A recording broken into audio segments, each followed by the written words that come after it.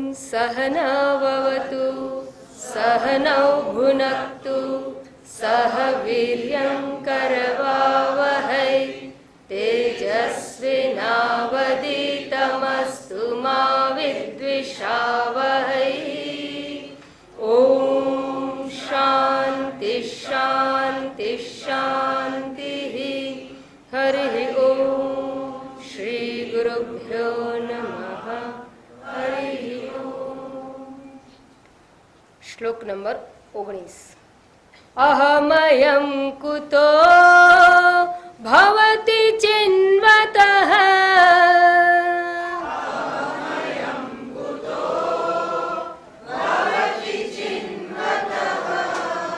ऐपतत्यहं निज विचारणम्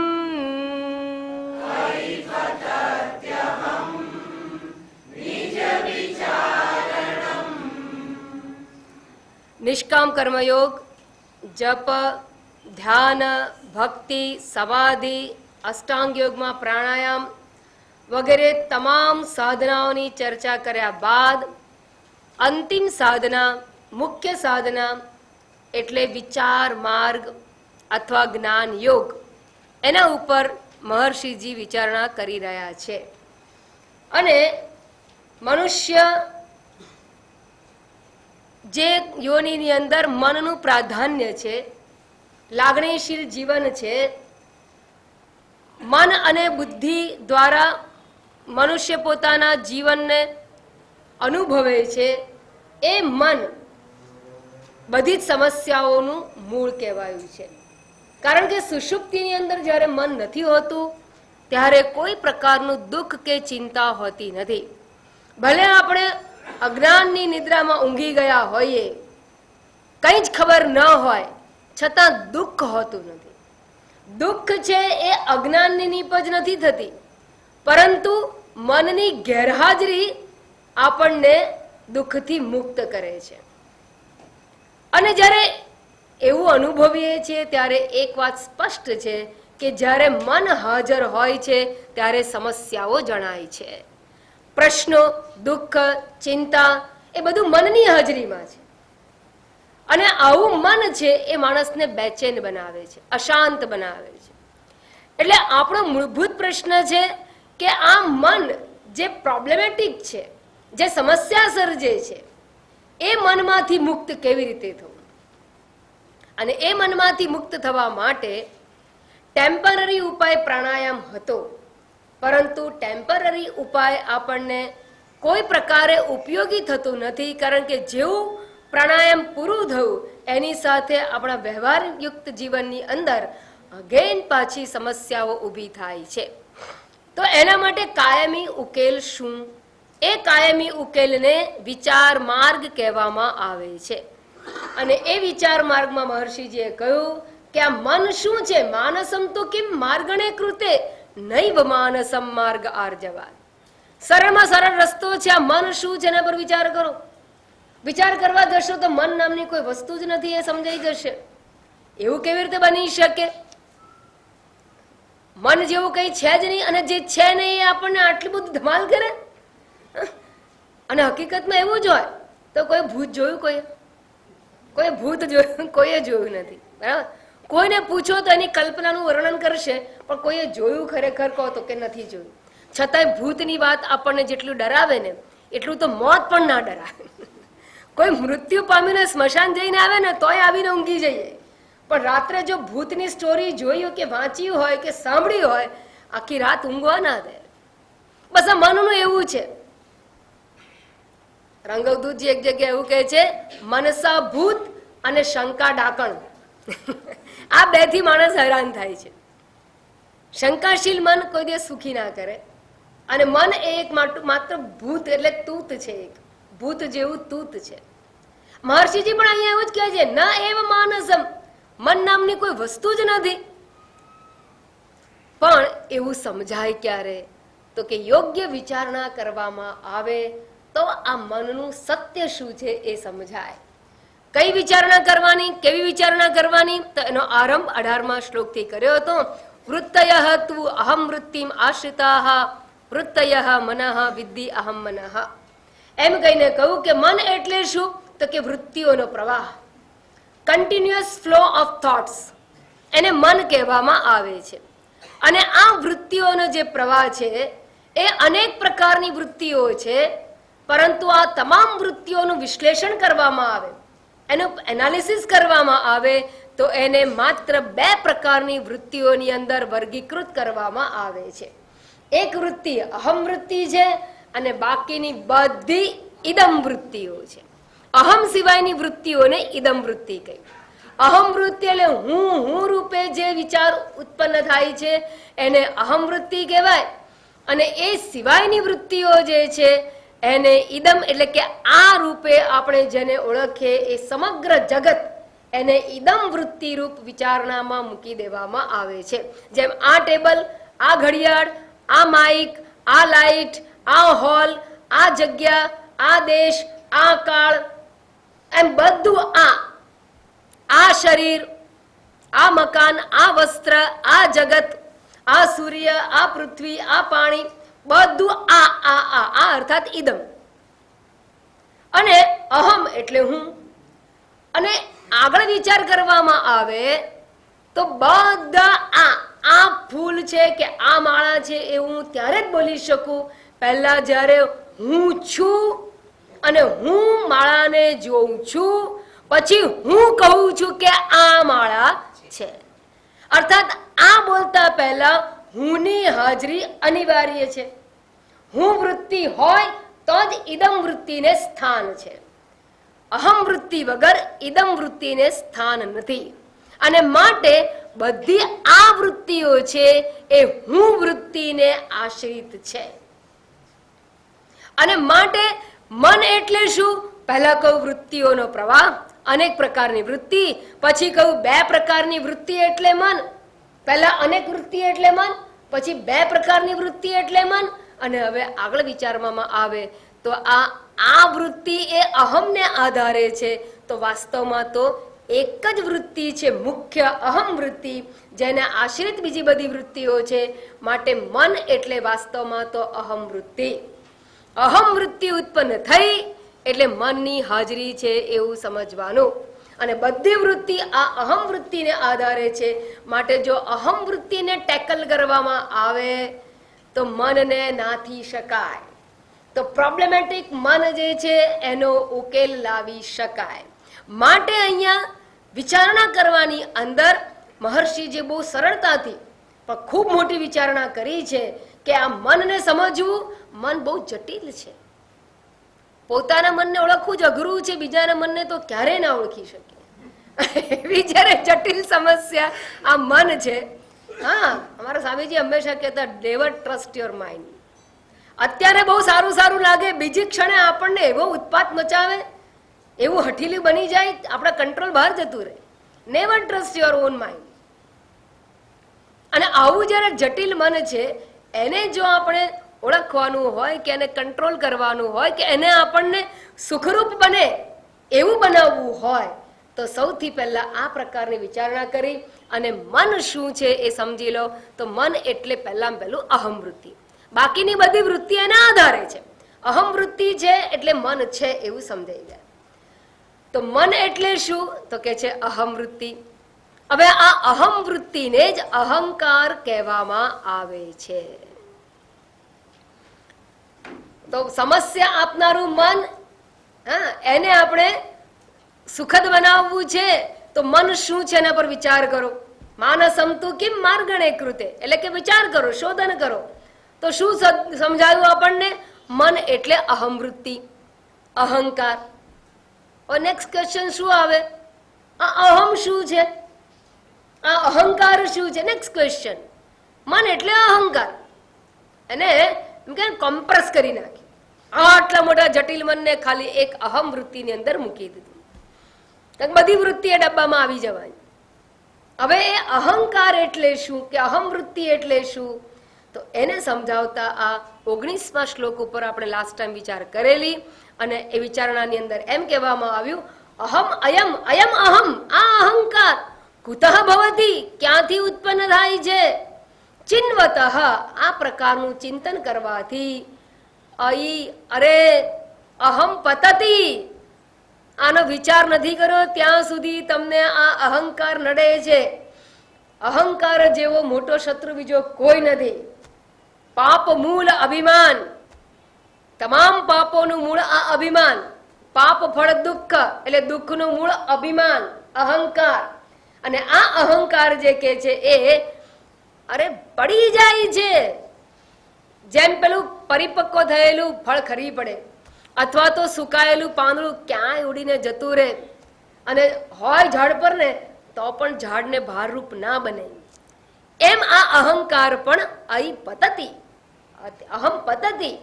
પણ ક્યારે? કદા કદા પતતિ નિજ વિચારણ. જ્યારે એ અહંકાર ઉપર તમે એન્ક્વાયરી કરો ત્યારે, તપાસ શરૂ કરો. From where it has come, છે કોણ આ? એની નાત જાત પૂછો, એના રૂપ રંગ જુઓ, એને તપાસ કરવાની શરૂ કરો. જ્યાં સુધી નહીં કરો ત્યાં સુધી તો અઠ્ઠે દ્વારકા, હટવાનું નામ નહીં લે અને તમને સતાવશે. જેવી ઇન્કવાયરી શરૂ કરશે ને એટલે એની સાથે ભાગી જશે, એની સાથે ભાગી જશે. કારણ કે એ ફોલ્સ છે. ખોટો માણસ જો ભરી ગયો હોય, ધારો કે લોકસભાની અંદર કોઈ ખોટો માણસ આવી ગયો હોય અને એ ઉત્પાત મચાવતો હોય અને બધા એના અવાજમાં જો બધા ધકેલાઈ જતા હોય તો ત્યાં સુધી એને મજા પડી જાય. પણ કોઈ સ્પીકરનું ધ્યાન જાય નહીં કે અરે પણ આ છે કોણ આ માણસ? આ બધી આટલી બધી અદાથી બોલનારો છે કોણ? જરા તપાસ કરો તો. એ કોઈને તપાસ કરવાનું કે એની સાથે પેલો પલાયન થઈ જાય, કારણ કે ખરેખર મેમ્બર જ નથી. એવી રીતે આ અહંકાર પણ વાસ્તવમાં એની સાચી સત્તા નથી. એટલે એ વસ્તુને સમજતા આપણે ગઈ વખતે જોતા હતા કે આ શું છે. તો કે છે કે નિજ વિચારણમ એટલે કે આત્મવિચારણા કરવામાં આવે તો સમજાશે કે અહંકાર નામની કોઈ વસ્તુ નથી. નિજ વિચારણમ એટલે શું? નિજ શબ્દનો અહીંયા અર્થ છે આત્મા.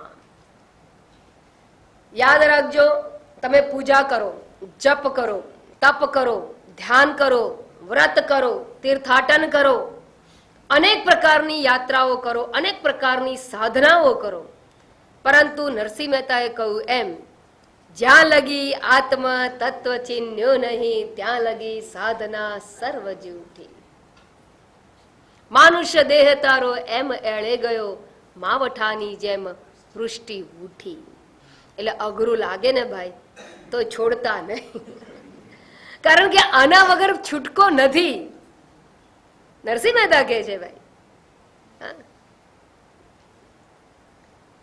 છૂટકો જ નથી, એનો પર્યાય નથી, ઓલ્ટરનેટિવ નથી.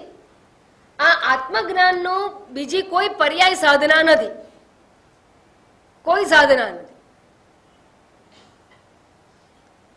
હું આના બદલે આ કરું તો ચાલે, ના ચાલે, કોઈ પર્યાય નથી. કેમ? કારણ કે આત્મ અજ્ઞાનનું કાર્ય છે અહંકાર. અહંકાર સંસારનું કારણ છે. તમામ પ્રકારના પ્રશ્નો, જન્મ મૃત્યુ બધાનું, ભવચક્ર, ભવાટવીનું ચક્ર, મનુષ્ય યોનિમાં આવવું, અનેક યોનિમાં ભટકવું, જીવની ગતિ, કર્મ, કર્મની ઝંઝટ, આ બધા સંસારનું મૂળ કારણ આ અહંકાર છે. અને આ અહંકાર છે ત્યાં સુધી આપણે આ સંસારમાં આવવાનું જવાનું, આવવાનું જવાનું, જન્મ મૃત્યુ આવતા જ રહેવાના. એનાથી મુક્તિ નથી. એ સંસારનું કારણ છે. પણ એ સંસારનું કારણ એવો આ અહંકાર ઉત્પન્ન ક્યાંથી થાય છે? આત્માના અજ્ઞાનમાંથી. અને આત્માનું અજ્ઞાન ક્યાં સુધી રહે છે? જ્ઞાન પ્રાપ્ત ના કરીએ ત્યાં સુધી. આત્માનું જ્ઞાન કેવી રીતે પ્રાપ્ત થાય? આત્મ તત્વ વિશેની વિચારણા ના કરો ત્યાં સુધી આત્મ અજ્ઞાન ટકે છે. તો આત્મ અજ્ઞાન દૂર કરવા માટે આત્મ વિચારણા કરવી પડે. તો આત્મ વિચારણા એટલે શું? કે જે વિચારણા દ્વારા આત્મ તત્વ એટલે પોતાનું સાચું સ્વરૂપ સમજાય અને અહંકારનું મિથ્યાત્વ સમજાય, તો એ વિચારણાને આત્મ વિચારણા કહેવામાં આવે છે. એવી વિચારણા કે જેના દ્વારા આત્માનું જ્ઞાન થાય અને અહંકારનું મિથ્યાત્વ સમજાય એવી વિચારણાને નિજ વિચારણમ કે આત્મ વિચારણા કહેવામાં આવે છે. એ કેવી રીતે થાય? ગુરુ શાસ્ત્રના ઉપદેશ દ્વારા. ગુરુ શાસ્ત્રના ઉપદેશ વગર આત્મ વિચારણા કરવાની કળા આવડે તેવી નથી. સામાન્ય વસ્તુનો વિચાર કરવો હોય ને તો પણ રોકેટ શું, કોઈ આપણને કે એક્સપ્લેન વોટ ઇઝ રોકેટ, શું કરવું પડે? હું પહેલા વાંચીને આવું, પેપર તૈયાર કરીને આવું. કેમ? કારણ કે મને ખબર નથી. રોકેટ વિશે પણ મારે જાણવું પડે. ભૌતિક પદાર્થ છે, ઘણું સાંભળ્યું હોય તો પણ 4 વાક્ય બોલવા હોય તો જોવું પડે. તો એવા દ્રશ્ય પદાર્થ માટે પણ વિચાર કરવો પડે છે, વાંચવું પડે છે. તો શું આ આત્મા વિશે કશું જાણવું નહીં પડે? એના માટે પણ લિટરેચર વાંચવું પડે, સમજવું પડે. અને એ લિટરેચર એટલે આપણા વેદ, ઉપનિષદો, શ્રુતિ, શાસ્ત્ર. અને એ શાસ્ત્રને ભણવા માટે ગુરુની અનિવાર્યતા છે. ગુરુ જરૂરી જવું નથી કહેતી, હું અનિવાર્ય કહું છું. આચાર્યવાન પુરુષો વેદ. બધા જાતે જાતે કરીએ તો ના ચાલે. હું એમ કહું, તમારા છોકરાને ઘેર બેઠા ભણાવો, ચોપડા આપી દો, સ્કૂલમાં ના મોકલો, ચાલે? ના ના, એ ઓછું પડે છે, ટ્યુશન કરાવવા પડે, કોચિંગ કરાવવા પડે છે. એના માટે પણ કોચ રાખવા. અરે એ તો જવા દો, ક્રિકેટ રમવું તો કે કોચિંગ ક્લાસ, અરે ગેમ રમવામાં કે કોચિંગ હોય, અરે ફિઝિકલ એક્સરસાઇઝ માટે પણ કોચિંગ. તો આત્મજ્ઞાન માટે કોઈ ગુરુની જરૂર નહીં. અને ત્યારે એવું કહીએ ત્યારે એમ કે પણ મીરાબાઈ ક્યાં ગયા હતા? નરસિંહ મહેતા કઈ સ્કૂલ, કયા ગુરુ પાસે ગયા હતા? કૃષ્ણ ભગવાન ગયા હતા, એ ખબર છે? હા, તો એ ગુરુ પાસે ગયા હતા. તો તમે મને મીરાબાઈ નરસિંહ મહેતાની વાતો કરો, કેમ તમારે નથી જવું? એટલે જેને સ્કૂલે ના જવું હોય એ આવા દાખલા શોધી કાઢે. ખરેખર એવું હોય છે.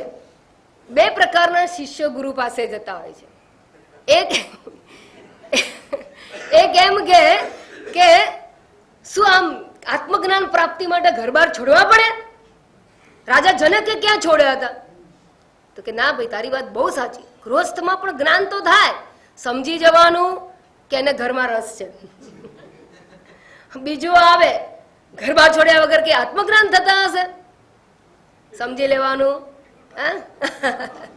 કે આ વૈરાગ્યવાન સુખદેવજી જેવો છે, એને નથી ઘરમાં રસ.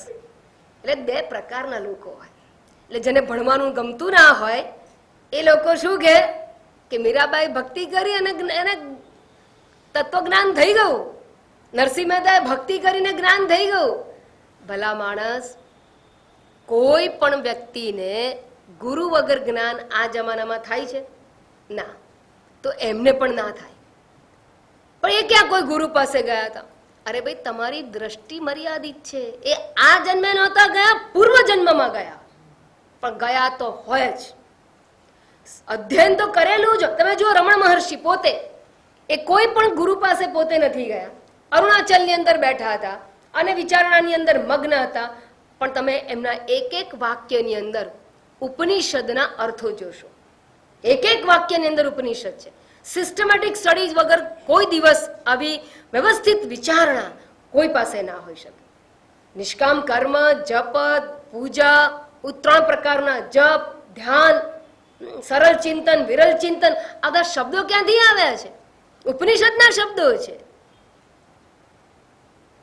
હા, એવું બની શકે કે એ ગયા જન્મમાં શ્રવણ કરેલું હોય અને કોઈ પ્રબળ અવરોધ આવી ગયો હોય કે જેના લીધે મુક્તિ રહી ગઈ હોય, મોક્ષ રહી ગયો હોય, એટલે એમને બીજો જન્મ યોગભ્રષ્ટ જીવાત્મા હોય અને બીજો જન્મ લેવો પડે.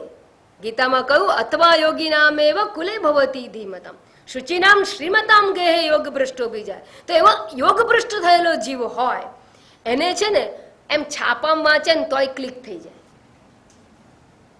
છાપામાં વાંચે તોય ક્લિક થઈ જાય કે શું કહેવા માંગે છે. અને આપણને 25 વાર સમજાવવામાં આવે ને તો અઘરું પડે શું કહેવા માંગે છે. કારણ કે સંસ્કાર ના હોય, શ્રવણ ઓછું હોય. પેલું શ્રવણ પર્યાપ્ત કરેલું હોય, તરત અર્થ પકડાય. ગમે એટલી વાજા પેટી વાગે ને અને ગમે એટલા રાગ રાગીણી વાગે, આ ભૈરવી છે કે મલ્હાર છે, એ ખબર જ ના. પહેલા તો ભૈરવીન મલ્હારે ખબર, ધીરે ધીરે ખબર પડી કે આટલા આવા રાગોના નામ છે. એ પછી ખબર, કેમ તમારા સંસ્કાર ના પડ્યા હોય તો કયો રાગ રાગીણી વાગે છે કોને ખબર પડે? પણ જેને સંસ્કાર પડ્યો હોય ને, નાનું બાળક હોય એને ખબર પડી જાય કે આ સવારનો રાગ પ્રભાતનો રાગ છે, કે આ સાયંકાળનો રાગ છે, તરત ખબર પડી. એ સંસ્કાર પડ્યા હોય. એમ મહર્ષિ હોય, નરસિંહ મહેતા હોય, એ બધા પૂર્વ જન્મમાં શ્રવણ કરી ચૂકેલા હોય, કૃતોપાસથી હોય, કૃત શ્રવણ હોય, અને તો જ એ જ્ઞાન થાય. બાકી આત્મવિચારણા કરવા માટે શાસ્ત્રનો અભ્યાસ અનિવાર્ય છે, અને શાસ્ત્ર પોતાની જાતે ઉકેલાતા નથી. કેમ નથી ઉકેલાતા? આ માળા વિશેનું લિટરેચર હોય તો માળા બનાવી શકું, એ મારાથી જુદી વસ્તુ છે. પણ મારે મારી જાતને ઓળખવાની છે, માટે કોઈ અન્ય વ્યક્તિ જોઈએ. જેમ મારે તમારા મોઢા જોવા માટે કોઈ મિરરની જરૂર નથી. હું જોઈ શકું છું, પણ મારે મારું મોઢું જોવું હોય તો દર્પણ અનિવાર્ય છે. એમ આપણે આપણી જાતને ઓળખવી હોય તો ગુરુરૂપી દર્પણ, શાસ્ત્રરૂપી દર્પણ અનિવાર્ય છે. બરાબર? અને માટે અહીંયા કહેવાયું કે જો આ આત્મવિચારણા કરવામાં આવે તો જ આ અહંકારનું પતન થાય છે, અર્થાત અહંકારના મિથ્યાત્વનો નિશ્ચય થાય છે. આ અહંકાર કોના જેવો છે? ગઈ વખતે વિચારણા કરેલી હતી.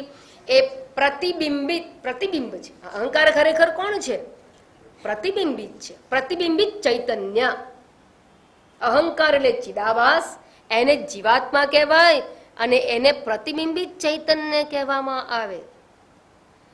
વાસ્તવમાં મુખાભાસ શું છે? મુખાભાસ બજારમાં જઈને લઈ આવો તો કોઈ જગ્યા કયા મોલમાં મળે મને કહી દો. આલ્ફામાં મળે કે ઇનઓર્બિટમાં મળે? મુખાભાસ કહું છું, મુખવાસ નહીં, મુખ આભાસ એટલે પ્રતિબિંબિત મુખ. મુખ તો ગણપતિને લગાવવા માટે હાથીનું આવી ગયું, પણ પ્રતિબિંબિત મુખ લાવવાનું કહીએ તો લઈ આવો જાઓ. મિરર મળે, મુખ મળે, પ્રતિબિંબિત મુખ મળે નહીં. કેમ ના મળે? છે જ નહીં. તો બોલાય કેવી રીતે? બોલાય ખરું, કારણ કે દેખાય છે. દેખાય છે, નથી એવું નહીં તદ્દન. એની પ્રતીતિ છે, અનુભવ છે, હકીકતમાં નથી. એની વાસ્તવિક સત્તા નથી. છે શું? માત્ર દર્પણ અને મોઢું બે છે, પણ પ્રતિબિંબિત મુખ છે, એની પોતાની સત્તા નથી. દર્પણ હટે કે મુખ હટે તો પ્રતિબિંબિત મુખ હોતું નથી.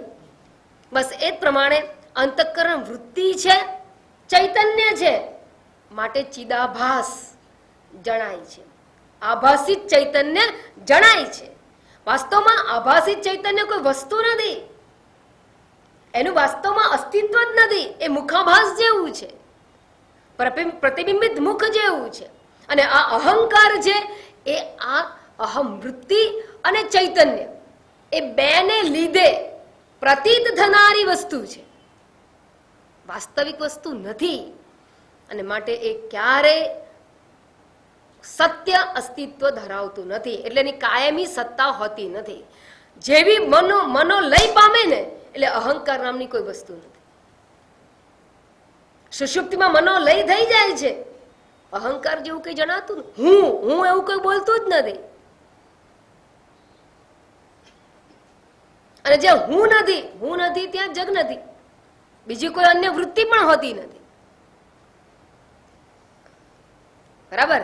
તો આવો જે અહંકાર છે એ અહંકાર મિથ્યા છે, અર્થાત પ્રતીતિ રૂપે છે, પ્રતિબિંબિત મુખની જેમ મિથ્યા રૂપે રહેલું છે.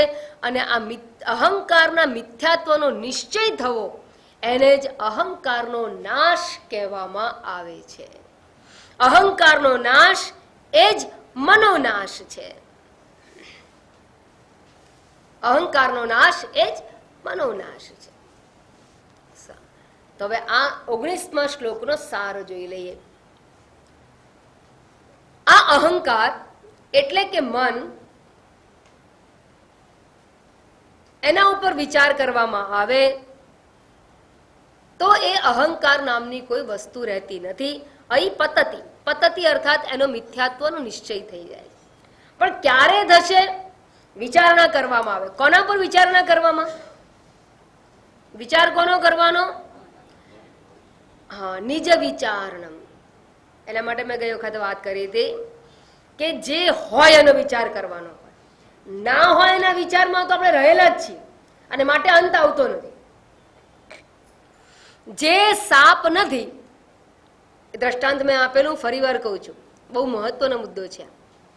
આ ટેકનિકલ શબ્દો જ્યારે શ્લોકોમાં કહેવા, એટલા માટે ગુરુની જરૂર પડે કે શબ્દો તમને હાઇલાઇટ કરી આપે કે કયા પ્રકારની વિચારણા કહેવામાં આવે. દોરીમાં દેખાતો ભ્રાંત સર્પ જે છે, એ ભ્રાંત સર્પ ભ્રાંત છે, એ ક્યારે સમજાય? સાપને વિચાર કરતા રહેશો તો નહીં સમજાય. સાપ કેવો છે, સાપ ક્યાંથી આવ્યો, સાપ ઝેરી હશે કે બિનઝેરી હશે, લાંબો છે કે ટૂંકો છે, એની ઉંમર કેટલી હશે, કઈ જગ્યાએથી આવ્યો હશે, હવે ક્યાં સુધી રહેશે, એ દૂધ પીશે કે નહીં પીએ, આ વિચાર કરો તો શું થાય? સાપ છે એને એ સમજને દ્રઢતા પ્રાપ્ત થાય, એ ફર્મ થાય. આ વિચારથી સર્પનું હોવું ફર્મ થાય, એનું મિથ્યાત્વ ન સમજાય.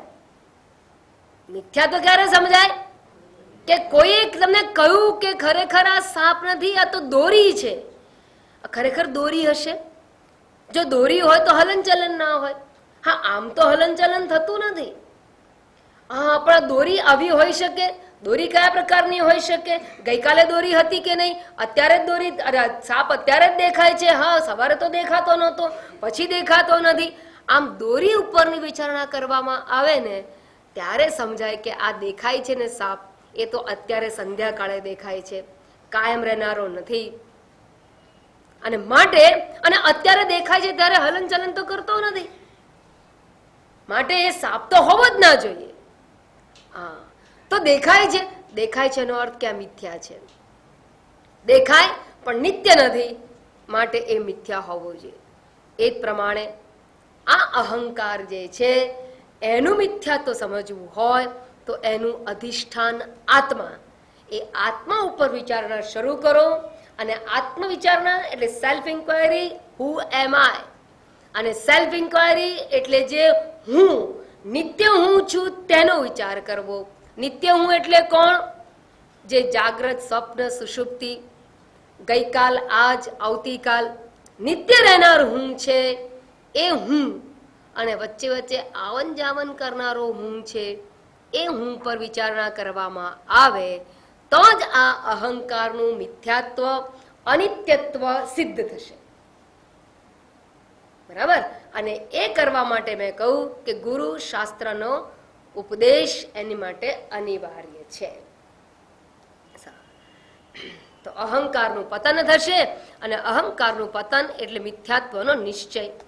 તો સેલ્ફ ઇન્ક્વાયરી એટલે આત્મવિચારણા.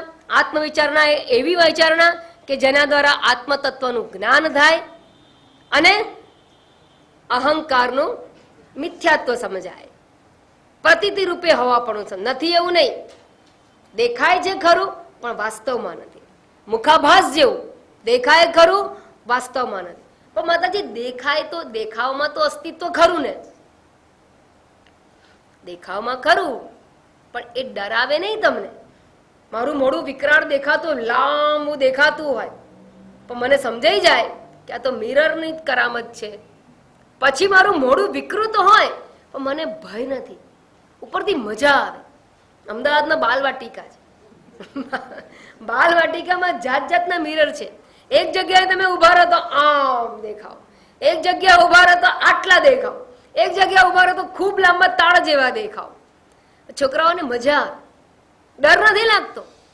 કેમ? એને ખબર છે કે આ બધી દર્પણની કરામતો છે.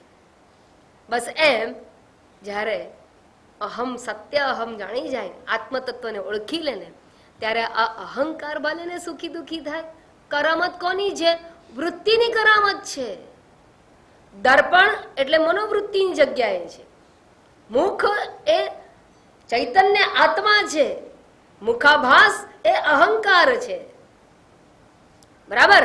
હવે એ અહંકાર સુખી કે દુખી થાય જેમ લાંબો કે ટૂંકો શરીર દેહ દેખાતો હોય તો કોનું કારણ છે? શું ફેરફાર ક્યાં છે?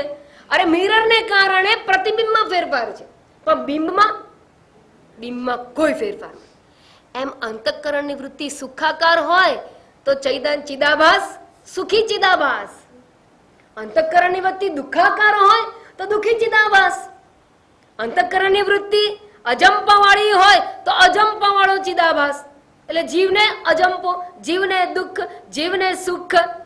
પણ પેલું મૂળભૂત ચૈતન્ય છે એને સુખે નથી, દુઃખે નથી, એ બંનેથી પર છે. એ સમજવાની જરૂર છે. તો જ્યારે એ સમજાઈ જાય કે આ તો દર્પણ અને પ્રતિબિંબની કરામત છે, બિંબરૂપ જે હું છું એમાં કોઈ ફેરફાર નથી, એમ અંતઃકરણની વૃત્તિઓ બદલાતી રહે છે. એના લીધે ચિદાભાસ રૂપી જે અહંકાર છે એ કાં સુખી હોય દુઃખી હોય, એ અલગ પ્રકારનો અનેક પ્રકારનો થાય છે. વાસ્તવમાં જે આત્મ ચૈતન્ય છે એ નિર્વિકાર છે, અચલ છે, નિત્ય શાશ્વત સમાન છે. સદા મે સમત્વમ, એને હંમેશા સમાન છે. નિર્દોષમ હિ સમમ બ્રહ્મ તસ્માત બ્રહ્મણી તે સ્થિતઃ, એવી બ્રહ્મ સ્થિતિ, બ્રાહ્મી સ્થિતિને પ્રાપ્ત કરે છે. તો નંબર 3. નંબર 4, અનુભૂતિ ચાલુ રહે છતાં પણ દુઃખ, ચિંતા કે ભય રહેતો નથી. જેમ દર્પણની અંદર અનેક પ્રકારના પ્રતિબિંબ હોય છતાં આપણે દુઃખી થતા નથી, આનંદ આવે છે. એમ અહંકાર ઊંચો નીચો થાય, જે આત્મ તત્વને જાણીને બેઠો છે એને કોઈ પ્રકારનું દુઃખ થતું નથી, એ તો આનંદ જ માણે છે. કારણ કે ચિત્રવત જુએ છે, પોતાનાથી અન્યવત જુએ છે. જેમાં ટેબલને જુએ એમ પેલા પોતાના અહંકારને ઓળખે છે. એનો અર્થ એવો નથી કે આ અહંકાર સુખી થયો, આ અહંકાર બેઠો, આ અહંકાર, એવું નથી બોલતો.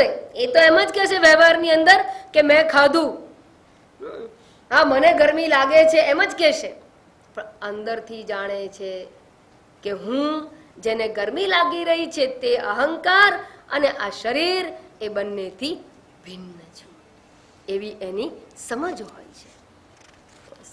સમજની આખી વાત માત્ર સમજની છે, પ્રોપર અન્ડરસ્ટેન્ડિંગ ડેવલપ કરવાની છે, બીજું કંઈ જ નથી. હવે જ્યારે આટલું સમજાઈ જાય ત્યારે શું થાય, તો એના માટે વાત કહે છે. અહીં પતતી નિજ વિચારણા, આત્મવિચારણાથી અહંકારનું પતન થઈ જાય પછી શું થાય છે એ શ્લોક નંબર 20 થાય છે. અહમિનાશ ભાજ્યહમહં તયા,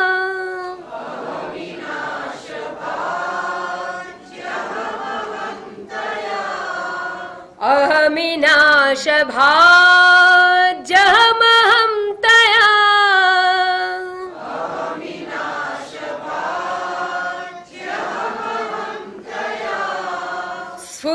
સ્ફુરતિરુત્સ્વયં પરમ પૂર્ણ સત,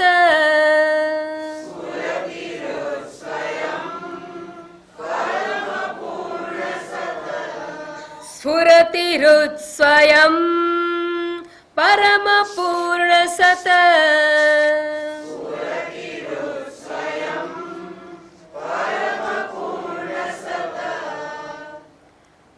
અહમિનાશ ભાજ્યહમહં તયા, સ્ફુરતિરુત્સ્વયં પરમ પૂર્ણ સત.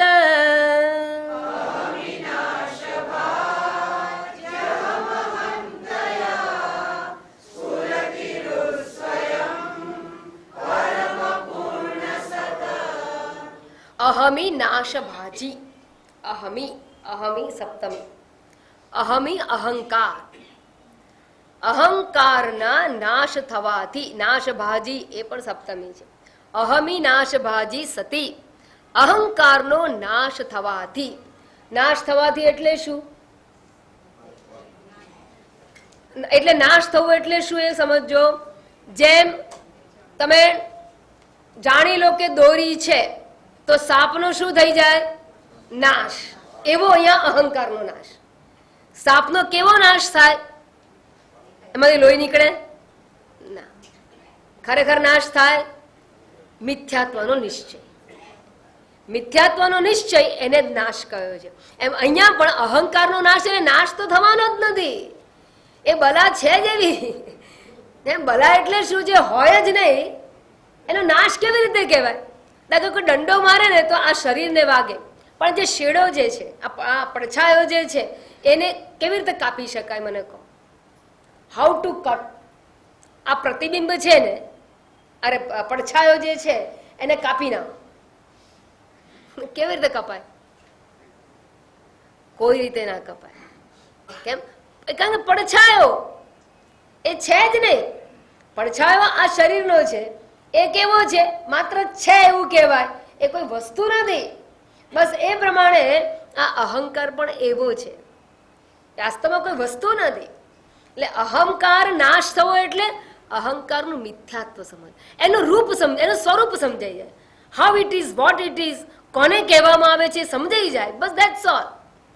અહમિનાશ ભાજ્ય સતી, એ થતાની સાથે અહમ અહમ તયા પરમ પૂર્ણ સત ઋત સ્વયં સ્ફુરતે. હું રૂપે પરમ પૂર્ણ એટલે અમર્યાદિત, પૂર્ણ, અમર્યાદિત, સર્વવ્યાપક સત તત્વ જે છે, અર્થાત નિત્ય તત્વ જે છે. પૂર્ણ એટલે કે વ્યાપક. પૂર્ણ શબ્દ દેશના સંદર્ભમાં છે. પૂર્ણ એને જ કહેવાય કે જે વ્યાપક હોય. જે અહીંયા હોય અહીંયા ના હોય એ અધૂરું કહેવાય. જે દિવસે હોય ને રાતે ના હોય અધૂરું કહેવાય. જે જાગ્રતમાં છે ને સ્વપ્નમાં નથી અધૂરું કહેવાય. જે જાગ્રત, સ્વપ્ન, સુષુપ્તિ, અહીં ત્યાં સર્વત્ર નિત્ય હાજર છે. આકાશ કેવું છે? પૂર્ણ કે અપૂર્ણ? તો બ્રહ્મ કહેવાય. આ આકાશ અત્યારે છે, સ્વપ્નમાં નથી. સ્વપ્નનું આકાશ જુદું હોય છે, માટે એને પૂર્ણ ના કહેવાય. પણ પૂર્ણ પુરુષોત્તમ પરમાત્મા એ કેવો છે? નિત્ય છે ને સર્વત્ર છે. જાગ્રત એટલે મેં કહું, જાગ્રત, સ્વપ્ન, સુષુપ્તિ, દેશ કાળ સર્વત્ર રહેલો, હંમેશા રહેલો છે. અવિનાશી અજન્મા તત્વ છે. એટલે એને પૂર્ણ એટલે કે વ્યાપક. એટલે દેશના સંદર્ભમાં વ્યાપક એટલે પૂર્ણ, અને સત એ કાળના સંદર્ભે વપરાયેલો શબ્દ છે. કાળવાચક શબ્દ સત છે, એટલે સત હંમેશા નિત્ય રહેનાર સત્ય છે. તો સત્ય અને વ્યાપક એટલે પૂર્ણ અને સત પરમાત્મા જે છે તે સ્વયં સ્ફુરતિ, એ પોતે પોતાને પ્રકાશે છે. અહંકાર જગતને બતાવે. અહમ વૃત્તિ મેં કહું પહેલા ઊભી થાય, પછી કહેશે કે આ હાર છે, આ ટેબલ છે. પણ જે અહંકાર જ્યારે મિથ્યા સમજાઈ જાય ત્યારે એનું અધિષ્ઠાન રૂપે રહેલો જે આત્મા છે એને કોણ ઓળખાવે? સ્વયં સ્ફુરતિ. પોતે જ પોતાને ઓળખાવે છે. સ્વયં સ્ફુરતિ. ઋત, એને ઋત કહેવામાં આવે છે. ઋત એટલે શું?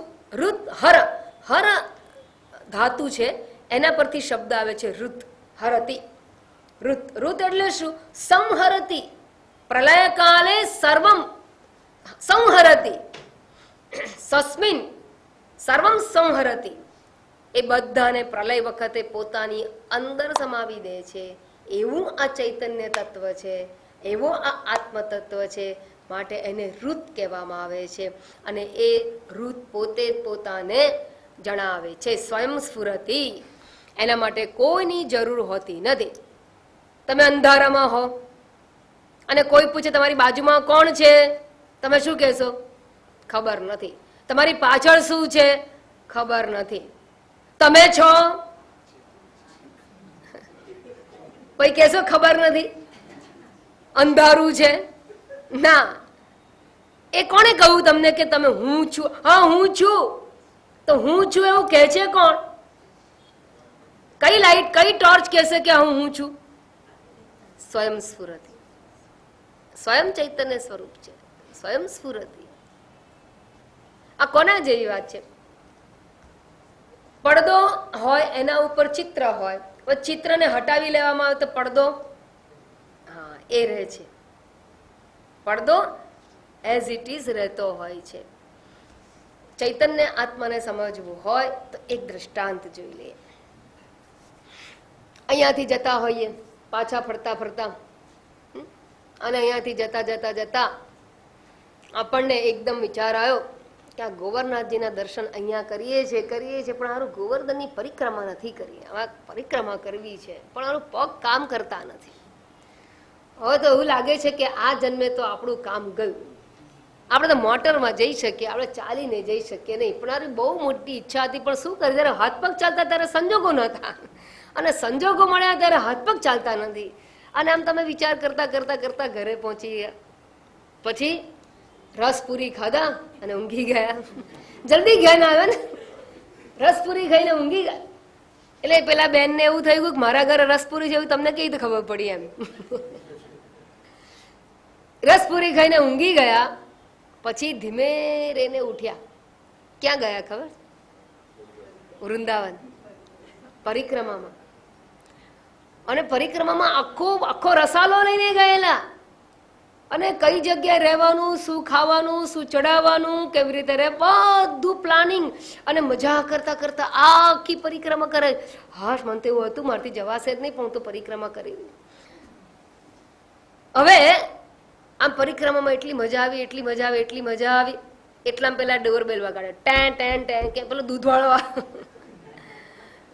હવે જયારે આટલા વર્ષોની ઈચ્છા હોય અને આપણી જે પૂરી ના થયેલી ઈચ્છા હોય એ હંમેશા સ્વપ્નમાં પૂરી કરતા માણસ. ગુડ, થેન્ક ગોડ આપણને સ્વપ્ન અવસ્થા આપી છે, આઉટલેટ છે. નહીં તો આપણે બધા પાગલ ફરતા હોત. કારણ કે કેટલી બધી ઈચ્છાઓ આપણી હોય છે, બધી કઈ આ દુનિયામાં પૂરી ના થાય આપણી. એ કેટલીક આપણે ફૂલફિલ કરી નાખતા હોય સ્વપ્નની અંદર. It is outlet. બહુ શાંતિ લાગે એમાંથી, આમ રિલેક્સ લાગે. પછી તમે ઉઠી ગયા, હા સારું, તો પરિક્રમા પૂરી થઈ ગઈ. નહીં તો આ બાકી રહી ગયો તો સ્વપ્નમાં પૂરી ના, આ દૂધવાળાએ તો સ્વપ્નમાં ના પૂરી કરવા દીધી. હવે એમ પૂછ્યું છું કે આપણે જયારે જાગ્યા, ક્યાં જાગ્યા? ઊંઘી ગયા હતા અને જાગ્યા. ક્યાં જાગ્યા? સ્વપ્નમાં. પહેલા તમે સ્વપ્ન આવતાની પહેલા તમે ક્યાં હતા? કઈ હતું ખરું? કઈ જ નહીં. તો સ્વપ્નમાં તમે જાગ્યા, એ થોટ એ ક્યાં આવ્યો? હું વૃંદાવનમાં છું. આ જે વિચાર આવે ને ક્યાં આવે છે? જડમાં ના આવે. વિચારનો ઉદ્ભવ ચૈતન્યમાં હોય. એ વિચાર ઉદ્ભવ પહેલા શું છે? ચૈતન્ય છે.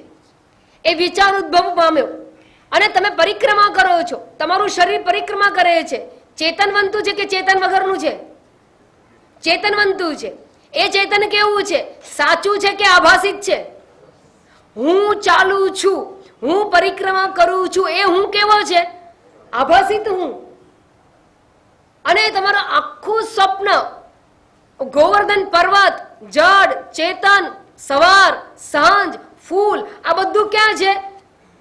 એ સ્વપ્નના પેલા ચૈતન્ય રૂપી પડદા ઉપર છે. બરાબર સમજો. એ ચેતન રૂપી પડદા ઉપર ગોવર્ધન પણ છે, આપણું શરીર પણ છે, આપણી પરિક્રમા પણ છે, પરિક્રમા માટેની ધરતી પણ છે. અને એ વખતે વાતો કરતા હોઈએ તો આપણા સાથીઓ પણ છે, વાતો પણ કરીએ છીએ. સૂર્યાસ્તનો સમય છે, સવારનો સમય છે, સૂર્ય પણ છે, અજવાળું પણ છે, દિવસ પણ છે, રાત પણ છે. અને આ બધું તમે કરો છો. અને જેવો ભૈયાજી જયારે બેલ મારે ત્યારે બધું ક્યાં જતું રહે છે?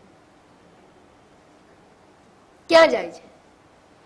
જે ચૈતન્યમાંથી ઉત્પન્ન થયું એ ચૈતન્યની અંદર સંહરતી ઋત. અને એ ચૈતન્ય છે કે નહીં? હોય કે ના હોય ત્યાં ચૈતન્ય? કોણે કહ્યું ત્યાં હોય? પરિક્રમા કરનારાએ કહ્યું? એ તો ફોલ્સ છે. એ વખતના સાથીઓ કહે છે કે તમારું ચૈતન્ય છે એના પર આવું ના, ફોલ્સ છે. એ તો મિથ્યા છે. ચૈતન્ય સ્વયં સ્ફુરતિ.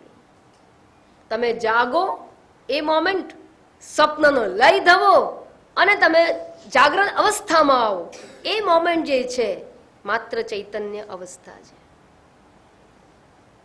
અને જેવી રીતે એ ચૈતન્યની અંદર આખું સ્વપ્ન સૃષ્ટિ તમે જોઈ, એ ચૈતન્યનો જ વિલાસ છે. અને એમાં જેટલા જેટલા હું હતા બધા મિથ્યા, પ્રતિબિંબિત હું.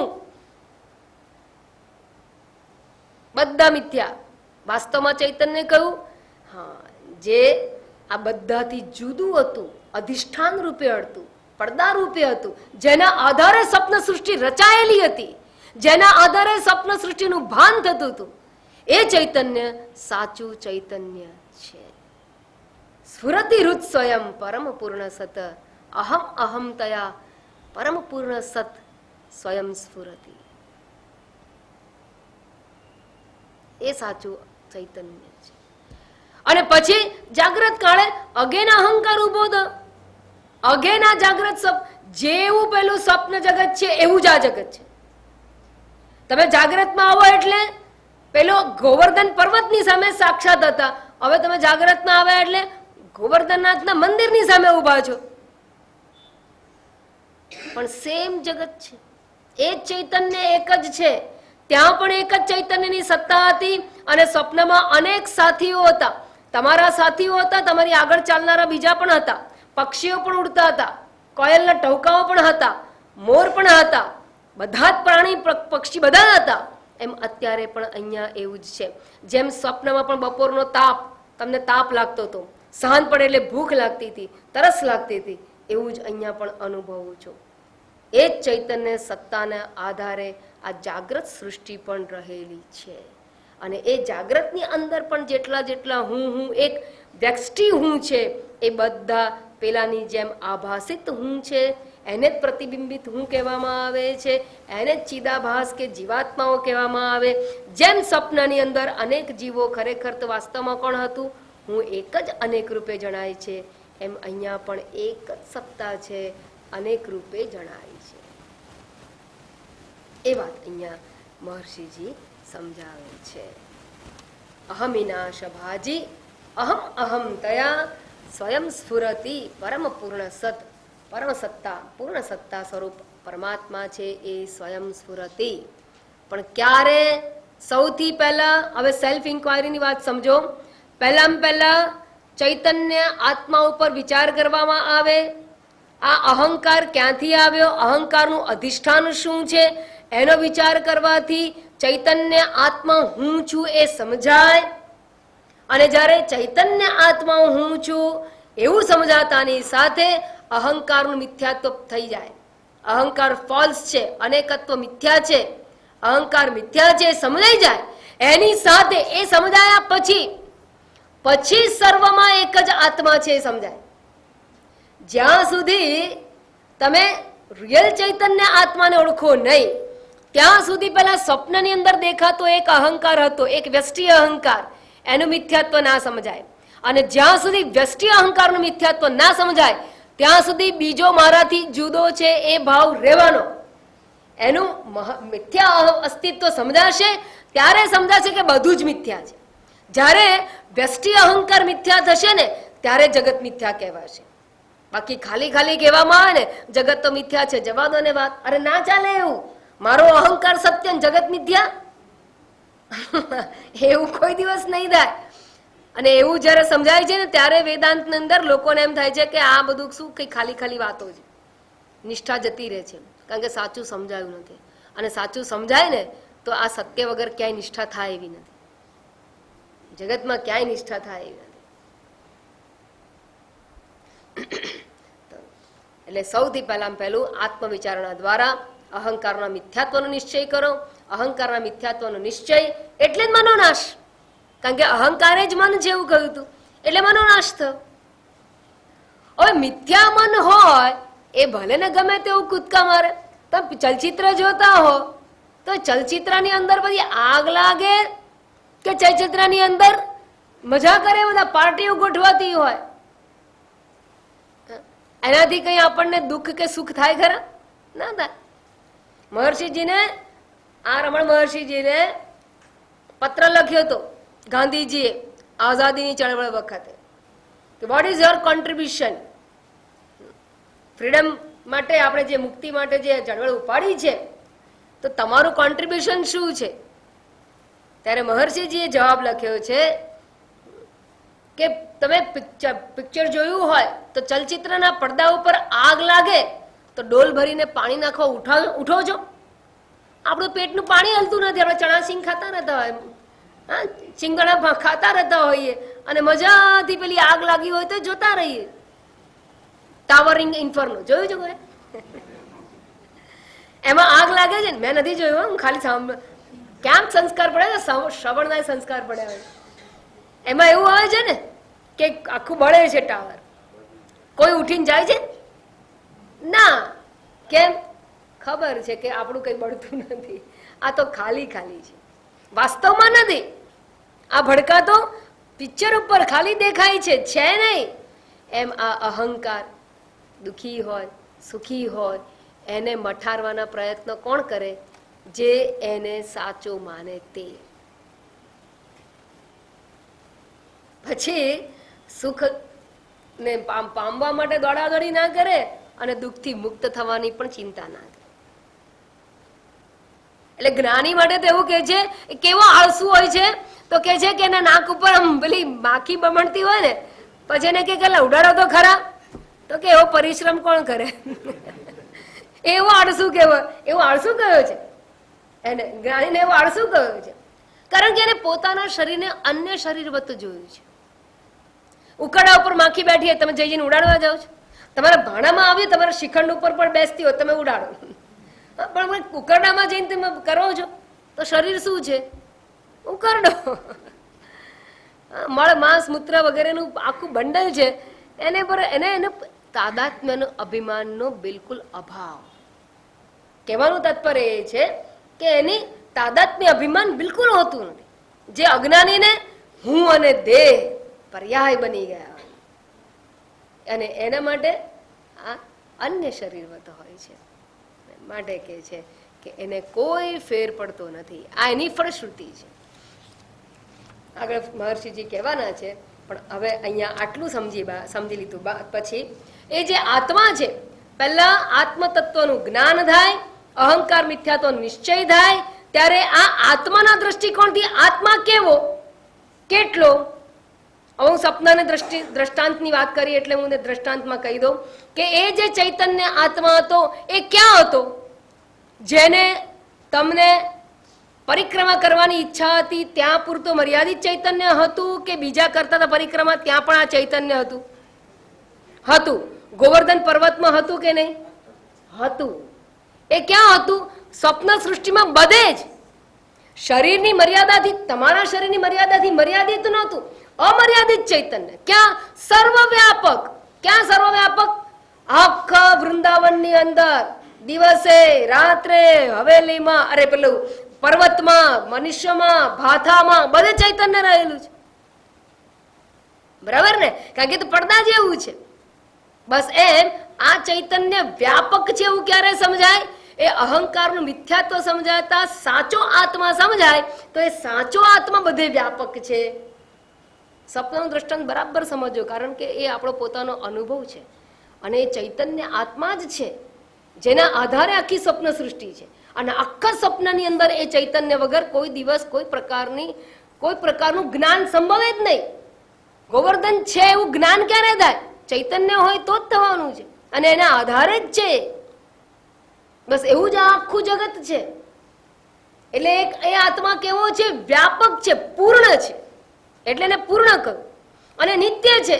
સ્વપ્ન તૂટી ગયું, સ્વપ્ન જગત ગયું, પરિક્રમા ગઈ, એ શરીર ગયું, આપણે ક્યાં જાગ્યા? પોતાની પથારીમાં.